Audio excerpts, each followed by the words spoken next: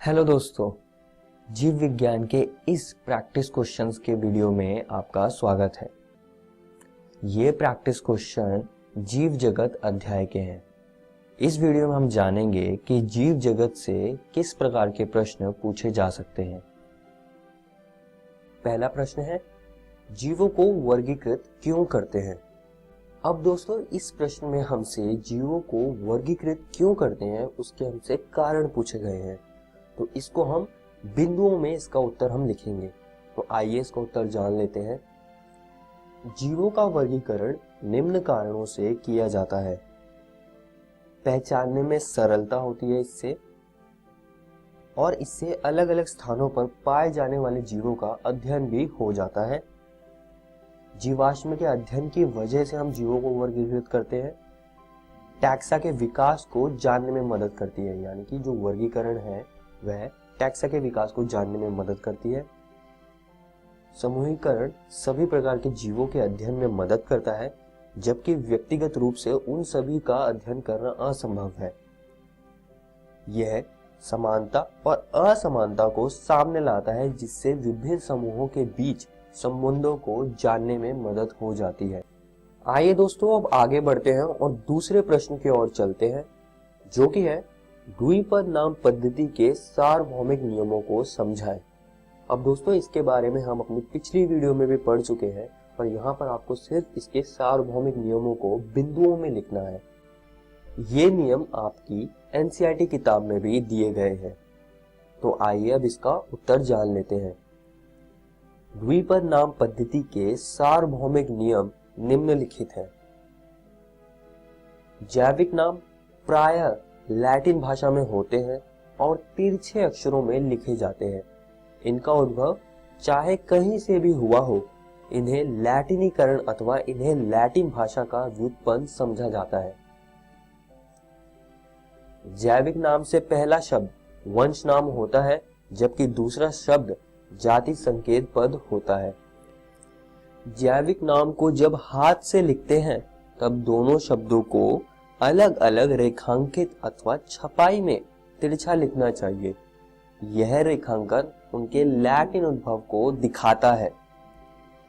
पहला अक्षर जो वंश नाम को बताता है वह बड़े अक्षर में होना चाहिए, जबकि जाति संकेत पद छोटा अक्षर में होना चाहिए। लेखक का नाम संक्षिप्त रूप में जैविक नाम के अंत में प्रकट होता है। तो यह सारे द्विपद नाम पद्धति के सार्वभौमिक नियम थे। आइए अब तीसरे प्रश्न की ओर चलते हैं, जो कि है वर्गीकरण प्रणाली को बार बार क्यों बदलते हैं। अब दोस्तों, ऐसे प्रश्न कहीं ना कहीं इतिहास से, वर्गीकरण प्रणाली के इतिहास से जुड़े होते हैं। तो आपको इनका उत्तर कुछ इस तरह से देना है। बहुत शुरुआती दिनों में अब तक जीव विज्ञानी वर्गीकरण प्रणाली के लिए कई आधारों का उपयोग करते हैं।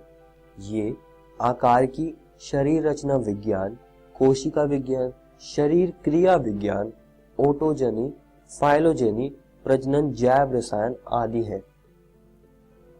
लेकिन दिन ब दिन जीव विज्ञानी अपने जीवाश्म रिकॉर्ड से जीवों के बारे में कुछ नया सीख रहे हैं और उन्नत अध्ययन तकनीकों जैसे आणविक फाइलोजेनी आदि का उपयोग कर रहे हैं, जिससे उनके वर्गीकरण के बारे में दृष्टिकोण बदलता रहता है। इसलिए वर्गीकरण प्रणाली को बार बार बदला जाता है। तो आपको कुछ इस तरह से ऐसे प्रश्नों का उत्तर लिखना है। आइए अब चौथे प्रश्न की ओर चलते हैं। किसी एक वर्गी की सहायता साधन के बारे में चर्चा करें।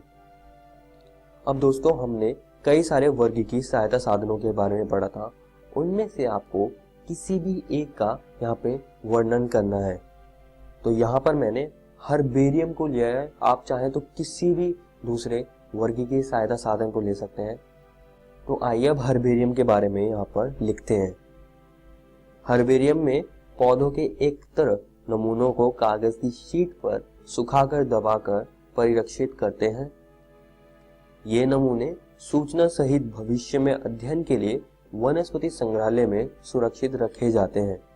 और दोस्तों, इस पर एक लेबल भी लगा होता है, तो आप लिख सकते हैं वो भी कि इस लेबल पर पौधे को एकत्र करने की तिथि, स्थान, पौधे का इंग्लिश, स्थानीय तथा वैज्ञानिक नाम, कुल एकत्र करने वाले का नाम आदि लिखा रहता है। आइए अब इसके पांचवें प्रश्न की ओर चलते हैं, जो कि है निम्नलिखित शब्दों को समझिए तथा परिभाषित कीजिए।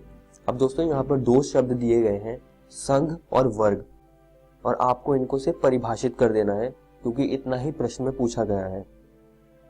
तो सबसे पहले हम संघ को परिभाषित करेंगे। संघ वर्ग यानी कि क्लास से ऊपर आता है। इसको हम जंतुओं के लिए उपयोग करते हैं और इसमें संबंधित वर्ग आते हैं। पादपों के लिए डिवीजन समवर्ग उपयोग करते हैं। और वर्ग है, वर्ग में संबंधित गण आते हैं। उदाहरण डाइकोटिलिडोनी जो कि द्विबीजपत्री पुष्पी पौधों का वर्ग है। इसमें कई गण आते हैं जैसे रोजेल्स, स्पिंडेल्स और नेनेल्स आदि। यहाँ पर दोस्तों जीव जगत अध्याय का प्रैक्टिस क्वेश्चंस का वीडियो समाप्त होता है। धन्यवाद।